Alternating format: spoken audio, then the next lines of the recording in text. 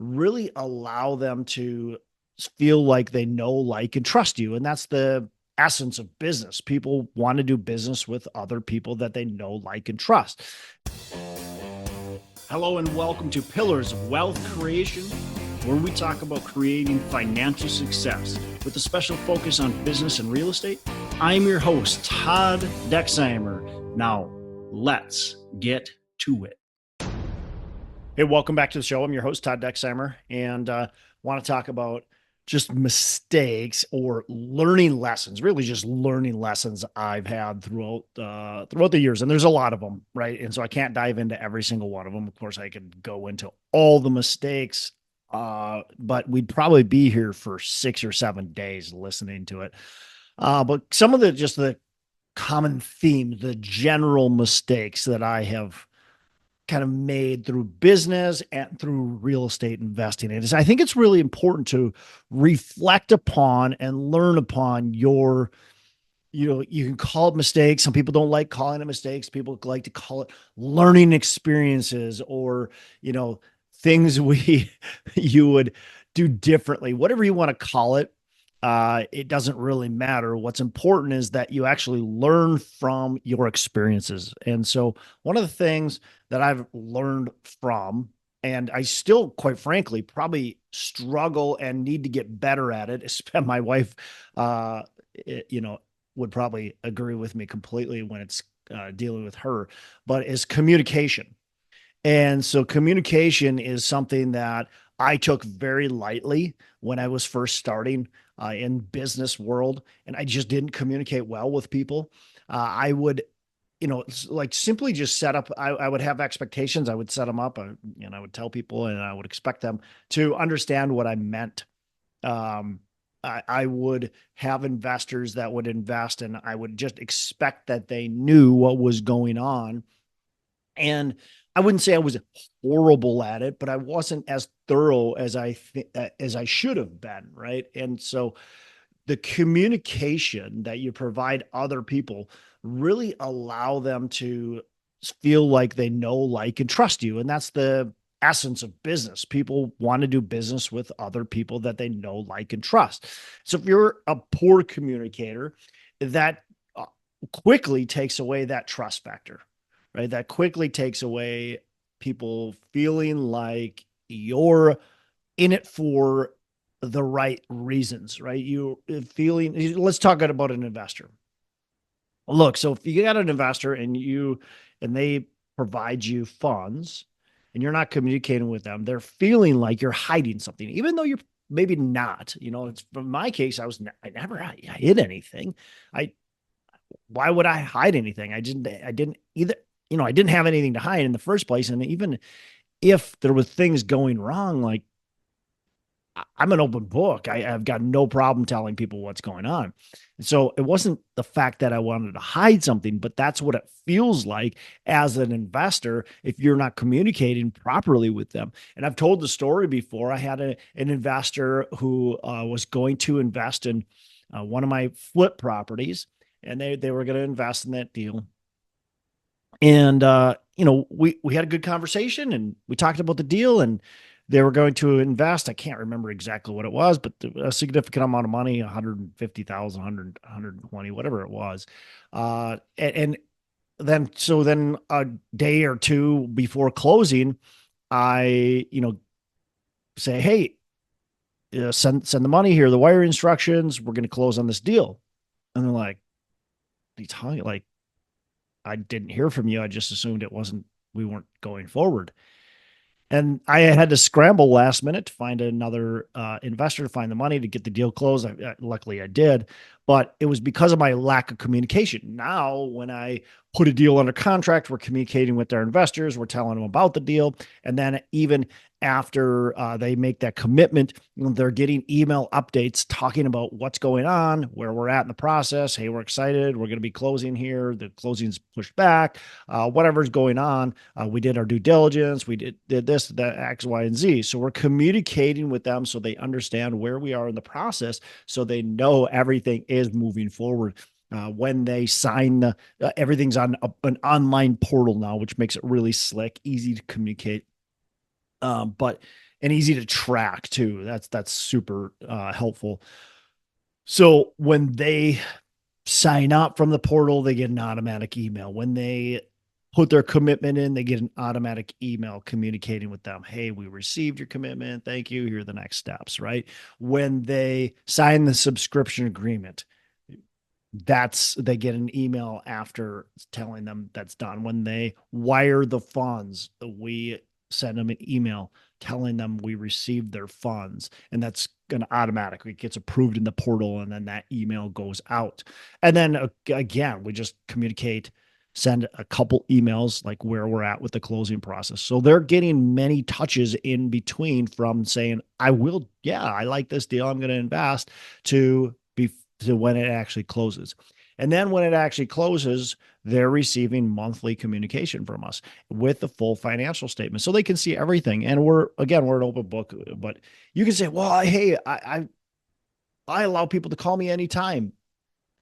Look, that's not enough. Like just saying I'm open and you can call me anytime is not enough. They know they can call you. They want you to be the proactive one. They don't want to have to be the proactive one. And that goes for investors, that goes for contractors, that goes for your employees, that it goes for everybody. Everybody wants you to be the proactive one. You are the leader of this company. You are the leader of this investment. You are the leader. So they want you to lead, not to have to lead you. So that's super valuable and important, and definitely, lesson I've learned along the way, and still continue to try to improve upon. I mean, we're not perfect by any means. We still need to do a better job with communicating. One of the things that I need to work on is creating a more professional, polished investor communication presentation. And quite frankly, part of why I haven't done it is because it's more fluff, but investors like to see it. It looks professional, looks good. I see other people that do it, and I look at them and I go into the details, and I'm like, well, we provide all this stuff, but it looks fancier and it's very well organized, well put together. And what's nice about it is a lot of investors don't want to go into details and read. And so if you provide kind of this whole big presentation, quite frankly, it makes, even if they don't go in and read, it makes them feel good because it looks good. And that's part of your communication, is how is it packaged? How is it presented? Like when I first started presenting deals, I did it on a Word document that hey, it was like a business plan. It just looked cheesy. It didn't look good. It wasn't professional, polished. Now we do a nice professional slide deck presentation. It looks totally different, much more organized, much more detailed, well put together, very professional. It's totally different feel from what we used to do to raise the capital and, again, communicate with investors. So that's super important. So not only how you communicate, or not only to communicate, but it's how you communicate, how you package it, what it looks like. And yeah, I got to continue to improve upon it. And, that's going to just improve the business. Again, it's all about, everything in business is all about getting people to know, like, and trust you. And communication is one of the biggest things. The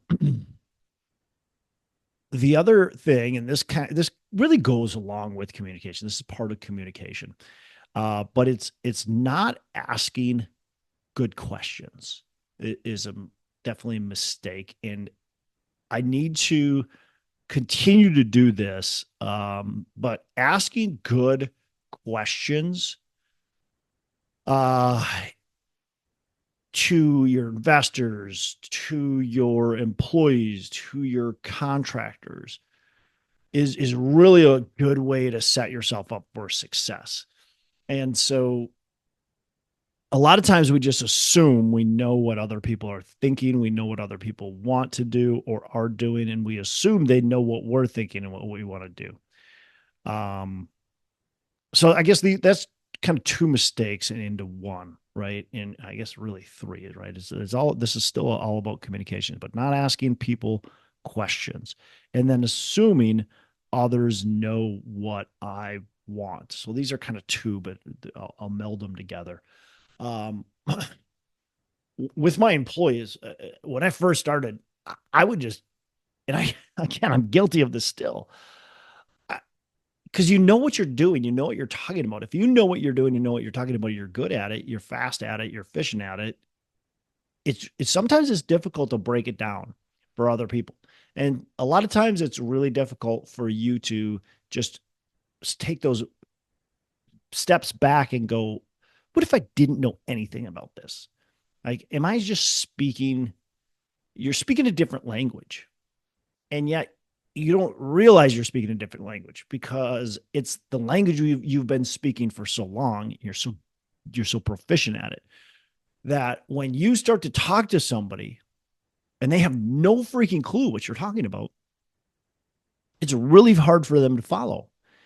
And so what I would do, early on, and I still struggle with this is you're talking over people. You're sitting there going, oh, hey, I need you to do this X, Y, Z. And it's like, it's so easy. I explain it so well, right? I don't know why you're confused by this, but they're confused because it's just a totally different language. Like they don't even know what you're talking about, but they maybe heard what you said. They understand what you're asking, but they don't even understand anything about it. And so, really breaking things down to a very elementary level, I think it's extremely important. And then more important is making sure you're asking good questions as follow up. So when you explain something to somebody, like you have a task for them to do, asking questions that can create a conversation and can make sure that they understand is really really valuable. And then creating a written plan is super helpful as well. Something very easy to follow, bullet points, just good clear communication. Again, it's all about communication. Um, the other thing I I recently had a guest on. He talked about this is that ask good questions right away. Don't give when you're let's say you're in a meeting with, it doesn't matter who it is, an investor, a broker, an employee, doesn't matter who it is. Ask a good question instead of presenting your information. Okay, so let's just say you want to talk about the culture in your business. Instead of saying, hey, this is what we want in our business, ask the question to others. Hey, what kind of culture do you want in this company? I want to hear from you, Joe, right? I want to hear from you, Barb. Like, what kind of culture are we looking for? And allow them to answer the question. And then you can have a conversation around that. And it doesn't matter, again, it doesn't matter what it is, but allowing them to speak first by giving a compelling question is a great way to communicate. And that's something that I've struggled on. I'm always wanting to give my opinion first and then ask for opinions sometimes later, if I do even ask for opinions. And when I give my opinion first, especially when I'm the boss, the leader, the person that's owning the company, I'm not getting much feedback, right? Most people don't want to ruffle feathers, and so they're just going to kind of go along with, oh, that sounds good, right? So ask really good questions, and make sure that you don't assume that others know what you know. That's so valuable. um this one is totally uh different. So these are a little bit different. So the next one, that I've talked about this before, is using legal documents. Um, I'm a handshake guy. Look, I trust people. I, for the most part, I just trust people. I I don't know why wouldn't people be good, right? Why wouldn't people be in it for good, doing good business? Why, like, I just trust people. So I'm a handshake kind of guy. I would love to be able to do business on handshakes all day long. Like, hey, yeah, yeah, you give me 100K and we're going to do really well in this property. We're going to work our butts off, and handshake. Let's handshake on it. I'm going to give you good returns. That's just not how it goes, right? Hey, I'm going to remodel this house for you, and we're going to do great work for you. It's going to look beautiful. Handshake on this. Okay. Not how it works. Contracts, legal. It's expensive. It's a pain, but it keeps both people in good communication with each other. And that's the important part, is that if we have a handshake deal, I understood one thing and they understood the other. That's what can get you into trouble, right? I understood that we said that, hey, we're going to buy this house, we're going to fix it up and flip it. And it's going to take us, I told you it was going to take us 6 months or maybe longer, and we'd provide you your money back. What you heard is, hey, it's going to take us 6 months. That's it. And so in 6 months, you're giving me a call and you're saying, hey, where's my money? And I'm like, dude, we haven't finished. We're still working on it. Or, hey, it's under contract, but it hasn't sold yet. We'll get you your money back, soon, but wait a second. You said 6 months. No. I said 6 months or longer. No, that's not what happened. Right. And so when we have a contract, we spell that out. Both parties are on the same, agreement. Of course, we can still under communicate. So it's still about verbal communication too, but having it there in writing can really set us up for success, because we can say, no, look, let's look at the contract. I apologize if I didn't explain it quite clearly. Let's look at the contract. We can go through that, make sure we're both on the same page. Super important. So I, again, fought against using attorneys because I just didn't want to pay for them. I didn't think they were necessary. I thought, I trust you. Why would I bring an attorney in that feels like I don't trust you? But in fact, it actually shows respect for you, because I'm showing that I respect you enough to get an attorney involved to make sure we have a solid contract between the two of us, so we communicate really well with each other. And I respect you enough to be able to do that, so that we're both on the same page, and so we both know exactly how this is happening. So I think that's how you need to be thinking about it and framing it. The next one is so being grateful and not showing it. And this one is, again, in that communication kind of time, is I I'm not an emotional guy.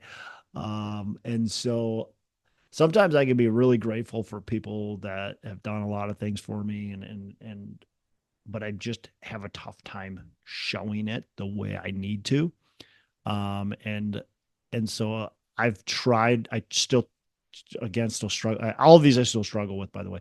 But I try to be more showing of my gratitude to people, and just thanking them, telling them how excited I am for them, that type of thing, wanting them to see that.